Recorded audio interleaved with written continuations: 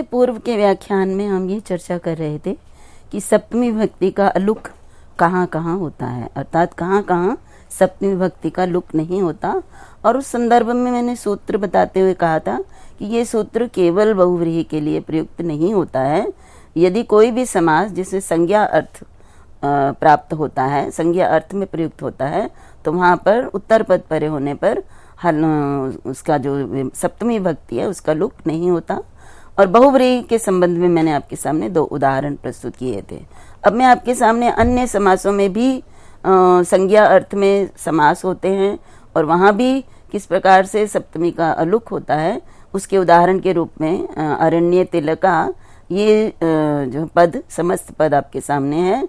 और यहाँ पे ये संज्ञा अर्थ में प्रयुक्त हुआ है, किसी विशेष अर्थ के लिए प्रयुक्त होने के कारण यहाँ पे बहुव्रीहि समास नहीं है। संज्ञायाम सूत्र द्वारा यहाँ पर तत्पुरुष समास हुआ है। तो मैंने पहले भी बताया था अरण्य तिलका ये प्रथमा के अर्थ में, प्रथमा के अर्थ के लिए प्रयुक्त हुआ है। और शेषे बहुव्रीहौ सूत्र के अनुसार शेष में बहुव्रीहि समास होता है। तो क्योंकि यहाँ पर प्रथमा के अर्थ में है तो प्रथमा के अर्थ में बहुव्रीहि समास नहीं होता है। और यहाँ पे संज्ञायाम सूत्र द्वारा प्रथमा के अर्थ में यदि समास होता है तो वो तत्पुरुष समास हुआ है। तो यहाँ संज्ञा अर्थ में अरण्य तिलका ये समास हुआ है और इससे बनने वाला समस्त पद संज्ञा अर्थ में है, तो सूत्र ही संज्ञायाम है। तो यहाँ पर हलदंतात सप्तम्या सूत्र द्वारा सप्तमी विभक्ति का लोप ना होकर अरण्य शब्द है और अरण्य अकारांत है और इससे सप्तमी विभक्ति का प्रयोग करके अरण्य तिलका इस प्रकार से रूप बनता है। अब इसी प्रकार से युधिष्ठिर और गविष्ठिर ये 2 पद हैं। इनके विषय में मैंने पहले भी बताया कि इसमें शंका नहीं होनी चाहिए कि ये बहुव्रीहि समास है।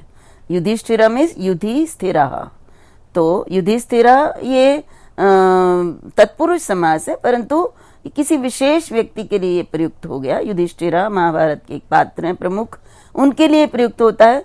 तो संज्ञा अर्थ में है, तत्पुरुष समास है और संज्ञायाम सूत्र द्वारा ही यहाँ समास हुआ है। और युद्ध से सप्तमी विभक्ति एक वचन में युधि बनता है, तो युधि का एक जो इसकी विभक्ति लगी हुई है उसका लोप नहीं होगा, तो बनेगा युधि और स्थिर। अब स्थिर जो स है उसके लिए एक और सूत्र है गवि युधि भम स्थिर। गवि और युधि इनके बाद में यदि स्थिर शब्द हो तो उसके सकार को शकार हो जाता है। तो इसी तरह इसीलिए युधिष्ठिर और गविष्ठिर ये दोनों रूप निष्पन्न होते हैं। अब एक बहुत बड़ा महत्वपूर्ण शब्द है जो हम अक्सर प्रयुक्त करते हैं, हिंदी में भी प्रयुक्त होता है, अंग्रेजी में प्रयुक्त होता है, सरसिज और सरोज। तो हमारे सामने ये प्रश्न होता है कि सरसी जो है सरस और नी है, सरसी जायते थी, ये भी तत्पुरुष समास है और संज्ञा अर्थ में प्रयुक्त है। हम सब जानते हैं कि एक विशेष प्रकार के पुष्प कमल के लिए ये शब्द प्रयुक्त होता है और सरोजा भी उसी के लिए प्रयुक्त होता है। तो यहाँ पर ये दोनों रूप किस प्रकार से होते हैं, तो सरसिजम या सरोजा दोनों के लिए सरसी जाता या सरसी जातम दोनों ही के लिए, दोनों ही में प्रयुक्त होता है। तो यहाँ पे देखिए यहाँ हम क्योंकि सप्तमी विभक्ति का लुक नहीं हुआ है, क्यों और हुआ भी है, तो यहाँ पे जब हम सप्तमी विभक्ति का लुक नहीं करते हैं और करते हैं तो ये 2 अलग अलग रूप बनते हैं। और वो किस सूत्र से होते हैं, क्योंकि यहाँ पूर्व में तो हमें कोई विकल्प की बात नहीं की गई है। तो यहाँ तत्पुरुषे कृति बहुलम एक सूत्र है कि तत्पुरुष समास में कृत प्रत्यांत परे हो तो सप्तमी विभक्ति का विकल्प से लोप होता है। विकल्प ही नहीं कहेंगे, बहुलता से, और बहुलता विकल्प से भिन्न अर्थ देता है। विकल्प का अर्थ होता है हम करें भी नहीं भी करें, लेकिन बहुल का होता है कि जहाँ करते हैं वहाँ अवश्य रूप से करते हैं और जहाँ नहीं करते वहाँ नहीं करते, जैसा रूप हमें प्राप्त होता है उसके अनुसार। तो यहाँ पे देखिए जब हम सरसी जाता ये विग्रह करते हैं और तत्पुरुषे कृति बहुलम सूत्र द्वारा विकल्प से हम सप्तमी का लोप जब नहीं करते हैं तो हमारे पास सरसी और जाता कैसे बना, अब जाता कृत प्रत्यांत है तो कृत प्रत्यांत को भी हमें बताना पड़ेगा कि जन धातु से यहाँ सप्तम्याम जनेर ड सूत्र द्वारा ड प्रत्यय होता है, ये कृत प्रत्यय है, और ड प्रत्यय परे होने के कारण टेह सूत्र द्वारा टी का लोप हो जाता है। तो ये हमारे पास बनेगा सरसी, और जन और ड का अ रहता है, तो जन के जो अन्न है इसका लोप हो जाएगा। अन टी है, टी किसको कहते हैं? टी मीन्स जो अचों के मध्य में जो अंतिम अच होता है, वो जिससे पूर्व है उस समुदाय को टी कहते हैं। तो यहाँ पे अन्न जो है ये अन टी है, तो इस अन का लोप हो जाएगा। तो हमारे पास क्या शेष बचेगा? सरसी और ज हलंत, और उसमें फिर अ मिला देंगे तो सरसिज बनेगा। तो सरसिज रूप इस प्रकार से बनता है जब हम सप्तमी भक्ति का लुक नहीं करते तत्पुरुष समास में। और सरोज जब बनता है तो उसमें अर्थ दोनों का सेम है, लेकिन जब हम सरसी के विकल्प से विभक्ति का लोप करते हैं तो हमारे पास सरस शब्द रह जाता है। सरस और ड प्रत्यय करने के बाद ज जो रहता है, तो सरस और ज इस स्थिति में सरस का जो स है उसके स्थान पर ससजुषो रू से रू होता है, और फिर रू के स्थान पर ऊ होकर सरो और ज सरोज बनता है। तो ये ऐसे पद हैं जो हिंदी भाषा में भी प्रयुक्त होते हैं, इसलिए इनकी निष्पत्ति किस प्रकार से होती है, इनमें कौन सा समास होता है, और समास करने पर किस तरह से सरसिज और सरोज दोनों बनते हैं, इसका उत्तर पाणिनि के इस सूत्र के द्वारा, टे सूत्र के द्वारा हमें प्राप्त होता है। और यह सरसिजम और सरोजा दोनों ही संज्ञा अर्थ में प्रयुक्त हुए हैं, इसलिए संज्ञायाम सूत्र द्वारा यह तत्पुरुष समास होगा। अब देखिए, हमने अभी सूत्र करा कि हलंत और अदंत के बाद सप्तमी भक्ति का लुक नहीं होगा। तो अब सूत्र की बात करें तो सूत्र में कहा अलदंतात् किम, यहाँ प्रश्न है कि ऐसा क्यों कहा। तो जैसे यदि हलदंतात् नहीं कहते तो जैसे नद्याम कुक्कुटिका, नद्याम कुक्कुटिका, तो यहाँ पे नद्याम में सप्तमी है, और इनमें जब समास करते हैं तो नदी और नी है। नदी ना तो हलंत है और ना ही अकारांत है, इसलिए यहाँ पर हम इसके विभक्तियों का अलुक नहीं करेंगे सप्तमी का, इसलिए नदी कुक्कुटिका ही रूप बनेगा, ना कि नद्याम कुक्कुटिका। तो ये नद्याम कुक्कुटा जो है ये विग्रह है आपके सामने, और जब इसको हम जोड़ेंगे तो नदी कुक्कुटिका समास करके रूप बनेगा, ना कि नद्याम कुक्कुटिका। इसी प्रकार से देखिए कुछ ऐसे भी पद हैं जिनका हम प्रयोग करते हैं व्याकरण में भी, जैसे परस्मय पद और आत्मनेय पद। तो इनके लिए भी जानना आवश्यक है, क्योंकि ये सप्तमी विभक्ति का नहीं है, लेकिन सप्तमी के अतिरिक्त भी कुछ विभक्तियां जो है उनका अलुक नहीं होता है। तो इसके लिए सूत्र है अलुक होता है। तो जैसे सूत्र है आत्मनेय पदम। अब आत्मनेय पदम ये वैयाकरण आख्यायाम चतुर्थ्या, ये इससे इसका जो है वो लुक नहीं होगा।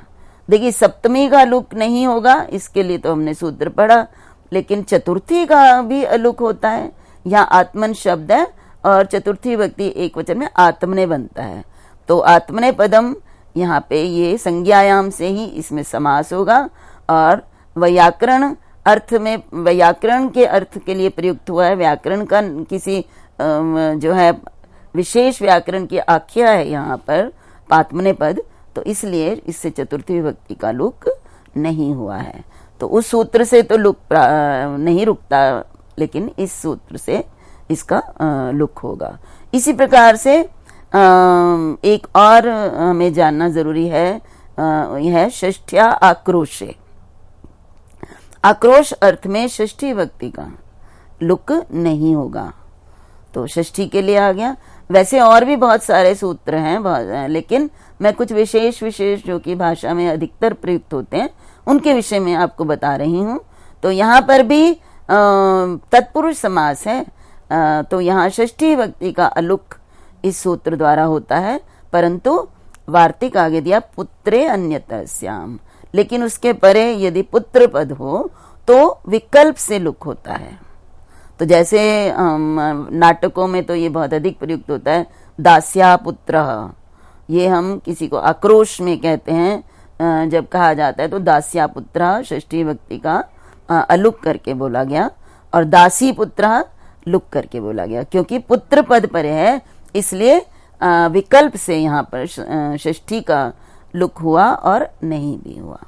तो इस प्रकार से कि कहाँ अलुक होता है, इस विषय में मैंने आपके सामने कुछ उदाहरण रखे हैं, और इसके अतिरिक्त भी सिद्धांत कौमुदी में और भी ऐसे रूप हैं जिनमें कि अलुक के संबंध में बताया गया है, जिनके लिए। तो अब बहुव्रीहि समास क्योंकि हम कर रहे हैं, तो बहुव्रीहि समास में एक और कार्य होता है, और वो होता है उत्तर पद का लोप। तो उत्तर पद लोपी बहुव्रीहि, तो ये कौन सा समास होता है, किस प्रकार से होता है? तो ये वार्तिक है जिससे होता है, और ये वार्तिक है नयो अस्त्यर्थानाम वाच्यो वाचोत्तर पद लोपः। अब ये वार्तिक है, और ये इस वार्तिक के अनुसार नयो, नय के बाद अस्त्यर्थानाम, अस्ति मीन्स विद्यमान अर्थों का, अर्थों वालों का उत्तर पद परे होने पर, उत्तर पद जो है का जो उत्तर पद है उनका विकल्प से लोप हो जाता है। किसका? अस्ति अर्थानम, अस्ति मीन्स विद्यमान अर्थ वाले, जैसे अपुत्रः, यदि हम इसको देखें, अपुत्रः ये बहुव्रीहि समास है, और इसका जब हम विग्रह करते हैं तो इसका विग्रह होता है अविद्यमानः पुत्रः यस्य सः। हम सब जानते हैं कि विग्रह वाक्य होता है जो उस समास का अर्थ देता है। तो अपुत्रः का मीनिंग होता है, अर्थ होता है कि जिसका पुत्र नहीं है, विद्यमान नहीं है, इसलिए अविद्यमानः पुत्रः यस्य। तो अविद्यमान को किस प्रकार से, पहले अविद्यमान को हम सिद्ध करेंगे, क्योंकि नए है और अस्ति अर्थ वाला है, तो या नए समास कैसे हुआ ये भी देखेंगे। तो अविद्यमान मीन्स न विद्यमान, हम तो न विद्यमान, तो नए समास हुआ नए सूत्र से, और फिर न लोपो, नया से नए के नकार का लोप हो गया, अ बच गया, तो अविद्यमान हमारे पास बन गया। तो अविद्यमान ये नए है, और अस्ति अर्थ वाला है विद्यमान, तो इसके उत्तर पद का लोप होगा। तो देखिए उत्तर पद लोप जो है अ और विद्यमान और उसके बाद पुत्र, तो इसमें नए के उत्तर पद कौन सा है? विद्यमान। तो इस नए का जो उत्तर पद है, जो अस्ति अर्थ में विद्यमान है, उसका लोप हो जाता है, और साथ में समास भी होता है।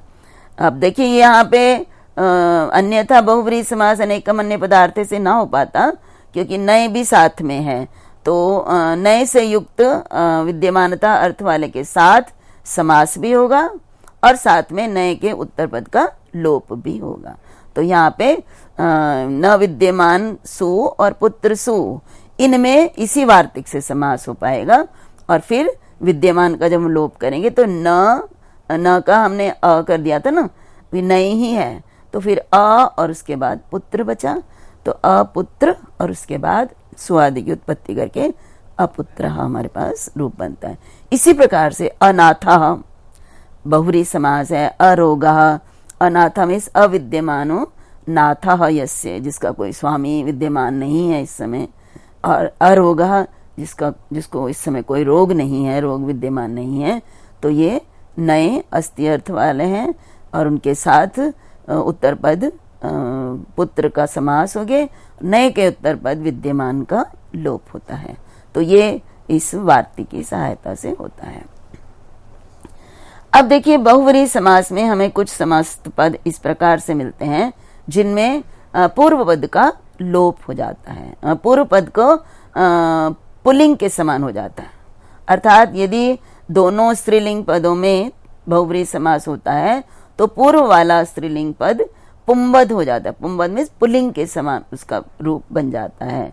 तो यहाँ पे कौन सा नियम है, किस नियम के अनुसार पुंबद भाव होता है, तो अब हम बहुव्रीहि समास में पुंबद भाव विधायक सूत्र के विषय में पढ़ेंगे, और वो सूत्र है स्त्रियाः पुंबद भाषित पुंसकादनु समानाधिकरणे स्त्रियाम अपूरणी प्रियादिषु।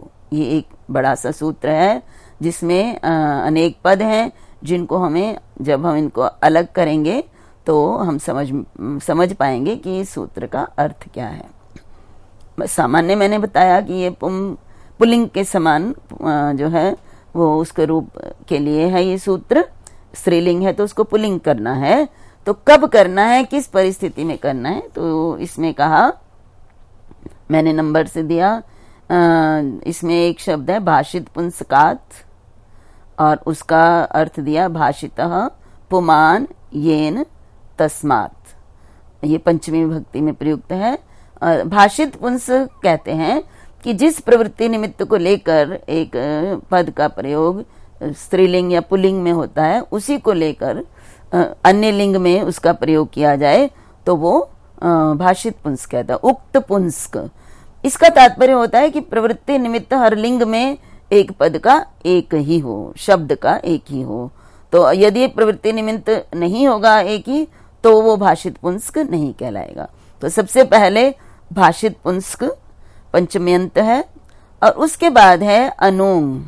अनुंग मीन्स ऊंगो अभावा अनुंग, अर्थात ऊंग, ऊंग प्रत्यय है जो स्त्रीलिंग में प्रयुक्त होता है, स्त्री प्रत्यय।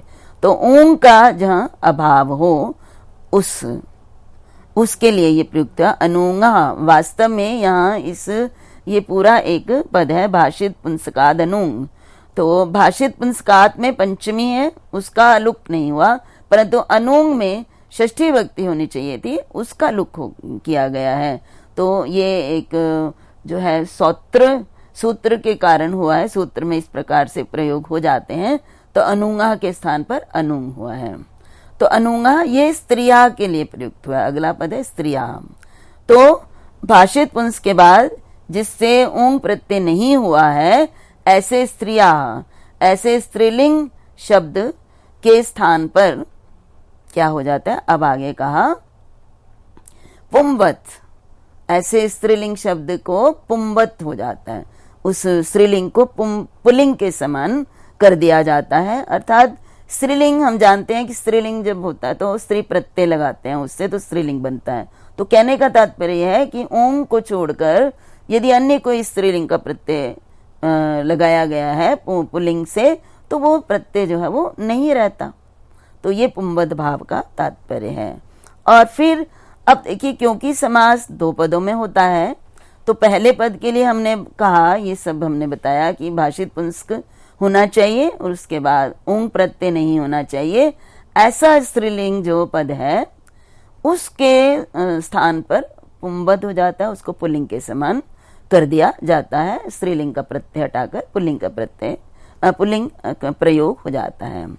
अब उसका जो परवर्ती उत्तर पद है, उसके विषय में भी हमें जानना है कि उत्तर पद क्या होना चाहिए।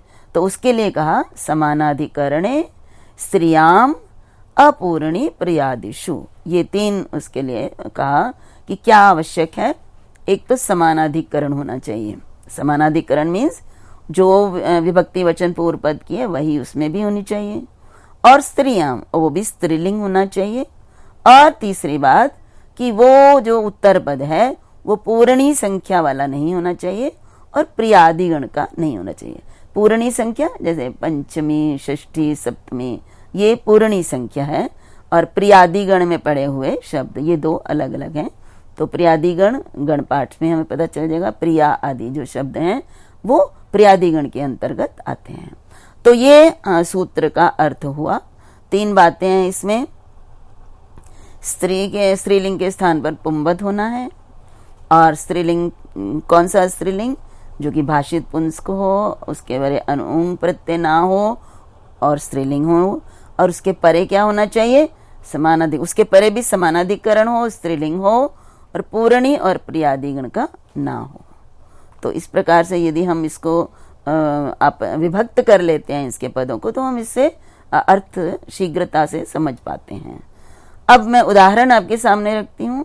जैसे उदाहरण है चित्रगु, रूपवद भार्या और युवजानी। ये जो है समास बहुव्रीहि समास के हैं उदाहरण। तो यहाँ पे पहला उदाहरण चित्रगु। अब चित्रगु जो है ये अन्य पद के अर्थ में प्रयुक्त हुआ है।